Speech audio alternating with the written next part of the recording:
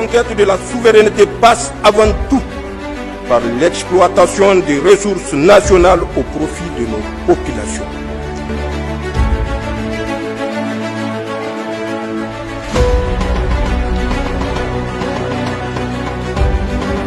Afin de conjurer le sort qui guette la refondation, le secrétaire général du gouvernement tient à informer l'opinion que ce communiqué n'émane pas de ses services.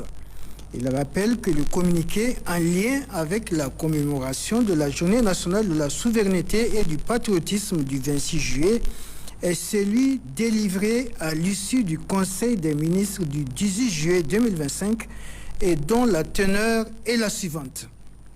Les autorités administratives et coutumières, en rapport avec les oulémas, sont invitées à organiser des séances de lecture du Saint-Coran et des prières d'Al-Qunut le 25 juillet à l'occasion de la prière de vendredi sur toute l'étendue du territoire national. La journée du 26 juillet correspondant à la Journée nationale de la souveraineté et du patriotisme sera consacrée essentiellement à la lecture du Saint-Coran. À cette occasion, le Conseil des ministres demande aux populations des villes comme des campagnes de mettre à profit ces moments de dévotion pour prier afin qu'Allah subhanahu wa ta'ala préserve notre pays contre les ennemis et qu'il nous gratifie d'un hivernage fécond.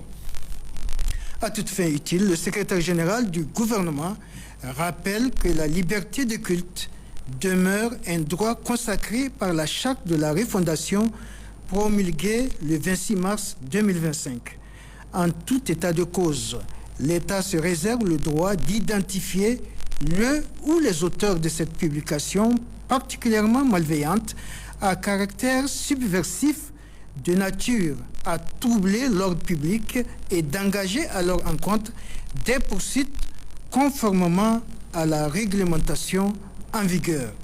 Fait à Niamey le 19 juillet 2025, signé le secrétaire général du gouvernement, M. Mahman Roufaï Lawali.